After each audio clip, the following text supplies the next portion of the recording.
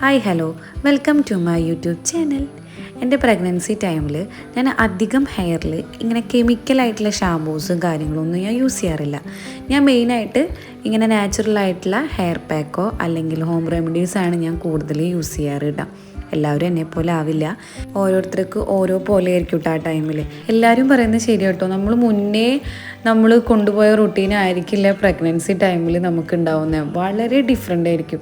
ഞാൻ ചിലപ്പോൾ 2 ദിവസമൊക്കെ തലയിൽ എണ്ണ തേക്കാണ്ട് ഷാമ്പു ഒക്കെ ഇട്ട് പറപ്പിച്ച് നടക്കുന്നൊരു സമയം ഉണ്ടായിരുന്നു. ഇപ്പം എനിക്ക് തലയിൽ എണ്ണ ഇല്ലാണ്ട് ഇരുന്നാൽ അന്ന് ഫുള്ള് തലവേദനയായിരിക്കും. പിന്നെ ഷാമ്പു ഇട്ട് കഴിഞ്ഞാൽ കൂടാനും പാടില്ല. അത് കെമിക്കലാണെങ്കിൽ തലവേദന എനിക്ക് കൂടും, സ്മെല്ല് പോലും എനിക്ക് ചിലപ്പോൾ പറ്റില്ല. എന്തെല്ലാം മാറ്റങ്ങളല്ലേ നമ്മുടെ ബോഡി നമുക്ക് കാണിച്ചു തരുന്നത് ഒരു പ്രഗ്നൻസി ടൈമിൽ. ശരിക്കും അതൊക്കെ നല്ലൊരു മൊമെൻ്റാണ് കേട്ടോ.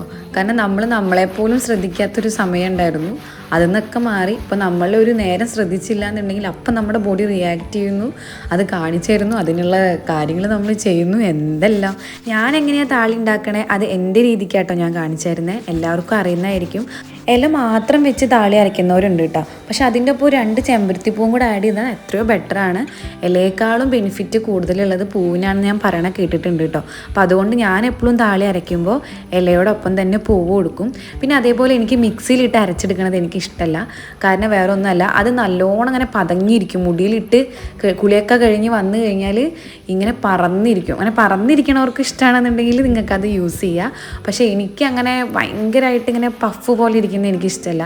അപ്പോൾ ഞാൻ എന്തെന്ന് വെച്ചാൽ കല്ലിലിട്ട് ഉരച്ചിട്ടാണ് എടുക്കാറ്. എന്നിട്ട് അത് ഒരു കുപ്പിലോട്ട് മാറ്റി വെച്ചാൽ 2 ദിവസമൊക്കെ അതിരിക്കും. പിന്നെ നമുക്ക് തലയിൽ യൂസ് ചെയ്യുകയും ചെയ്യാം. എനിക്ക് ഈ സമയത്ത് കുറച്ചിങ്ങനെ മുടി ഒന്നിങ്ങനെ സോഫ്റ്റായിട്ട് കിടക്കണത് എനിക്ക് പറ്റുള്ളൂ. അതുകൊണ്ടാണ് ഞാൻ കല്ലിൽ യൂസ് ചെയ്യുന്നത്. ഇപ്പോൾ ഈ ടൈമൊന്നും ഇല്ലാത്തവർക്ക് വേണമെങ്കിൽ 2-3 ഇല പൊട്ടിച്ചിട്ട് വേഗം മിക്സിയിലിട്ട് അരച്ച് തലയിലോട്ട് തേക്കാം. ഇല്ലാന്നുണ്ടെങ്കിൽ നിങ്ങൾ ഏറ്റവും ബെറ്റർ കല്ലിലിട്ട് ഉരച്ചെടുക്കുന്നതാണ് കേട്ടോ.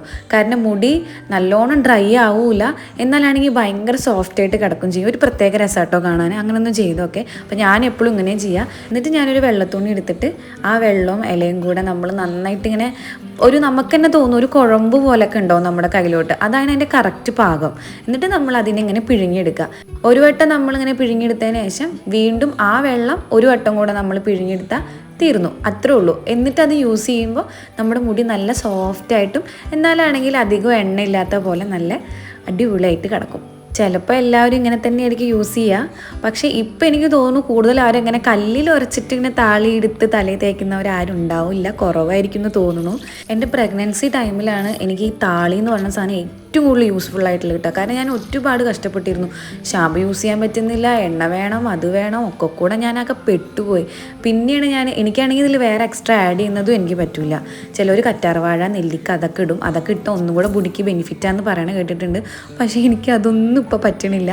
എനിക്ക് താളി മാത്രമേ പറ്റുന്നുള്ളൂ. അതേപോലെ ഉള്ളവർ ആരെങ്കിലും ഉണ്ടെങ്കിൽ കമൻറ്റ് ചെയ്യാം കേട്ടോ. പിന്നെ എനിക്ക് തോന്നുന്നു നമ്മുടെ മുടിക്ക് മാത്രമല്ല തലയ്ക്കും നല്ല കൂളിംഗ് തരുന്ന ഒരു ആയുർവേദിക് പാക്ക് തന്നെയാണ് താളി. അത് നമുക്ക് പണ്ട് മുതലേ എല്ലാവർക്കും അറിയുന്ന ഒരു കാര്യം കേട്ടോ.